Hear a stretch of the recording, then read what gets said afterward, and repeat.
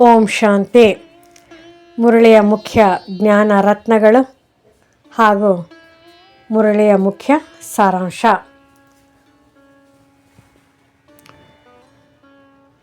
ಓಂ ಶಾಂತಿ. ಮುರಳಿಯ ಶೀರ್ಷಿಕೆ ಮೂರನೇ ನೇತ್ರದಿಂದ ಸದ್ಗತಿಯ ದಾರಿ. ಜ್ಞಾನದ ಕಣ್ಣು ತೆರೆ, ಆತ್ಮ ಅರಿವು ಪಡೆ, ಸದ್ಗತಿಯನ್ನು ಸಂಪಾದಿಸು.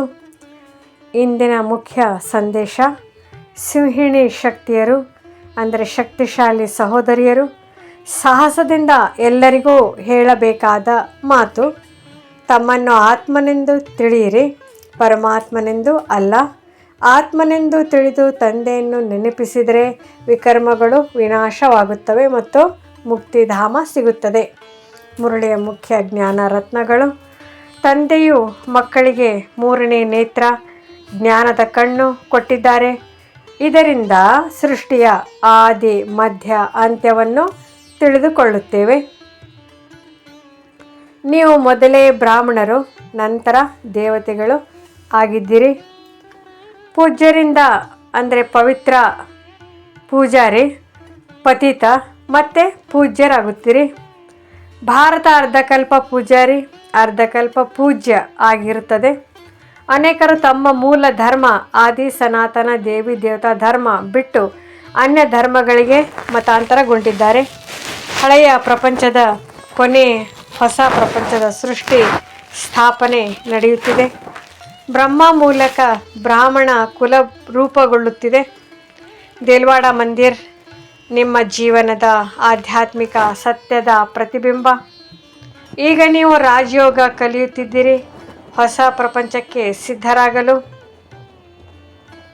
ತಂದೆಯು ಹೇಳುತ್ತಾರೆ: ಆತ್ಮನೆಂದು ತಿಳಿದು ನನ್ನನ್ನು ನೆನಪು ಮಾಡು ಸಾಕು. ಸಿಂಹಿಣಿ ಶಕ್ತಿಯರ ಧೈರ್ಯ ನಿಜ ಜ್ಞಾನವನ್ನು ನಿರ್ಭಯವಾಗಿ ಹೇಳುವುದು. ಎಲ್ಲ ಧರ್ಮದವರಿಗೂ ಸಂದೇಶ: ಪರಮಾತ್ಮ ಸರ್ವವ್ಯಾಪಿ ಅಲ್ಲ. ಆತ್ಮನೆಂದು ತಿಳಿದು ತಂದೆಯನ್ನು ನೆನಪು ಮಾಡಿ. ಸದ್ಗತಿ ಕೊಡೋರು ಒಬ್ಬರೇ, ಪರಮಪಿತ ಪರಮಾತ್ಮ ಶಿವ. ಶಾಸ್ತ್ರ, ಜಪ, ತಪಸ್ಸುಗಳಿಂದಲ್ಲ, ಕೇವಲ ಮನ್ಮನಾಭವ ಮಂತ್ರದಿಂದ ಸದ್ಗತಿ. ಆತ್ಮ ಎಂದಿಗೂ ಅವಿನಾಶಿ, ನಿರ್ವಾಣದಲ್ಲಿ ಕರಗುವುದಿಲ್ಲ. ಪ್ರತಿಯೊಬ್ಬರ ಪಾತ್ರ ಅಂದರೆ ರೋಲ್ ನಿಗದಿಯಾಗಿದೆ, ನಾಶವಾಗುವುದಿಲ್ಲ. ಈ ಹಳೆಯ ಪ್ರಪಂಚದ ಮೇಲೆ ವೈರಾಗ್ಯ ತರಬೇಕು. ಪಾವನರಾಗದೆ ನಿರ್ವಾಣಧಾಮ ಅಥವಾ ಸತಿಯುಗ ಸೇರುವುದು ಸಾಧ್ಯವಿಲ್ಲ. ನೆನಪಿನ ಯಾತ್ರೆಯೇ ಯೋಗಾಗ್ನಿ. ಇದು ವಿಕರ್ಮಗಳನ್ನು ಭಸ್ಮ ಮಾಡುತ್ತದೆ.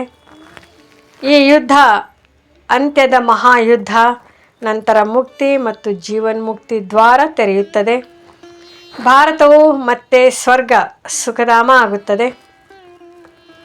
ಎಲ್ಲ ಆತ್ಮಗಳು ಕೊನೆಗೆ ಒಟ್ಟಾಗಿ ಬಂದು ತಂದೆಯು ಕರೆದುಕೊಂಡು ಹೋಗುತ್ತಾರೆ.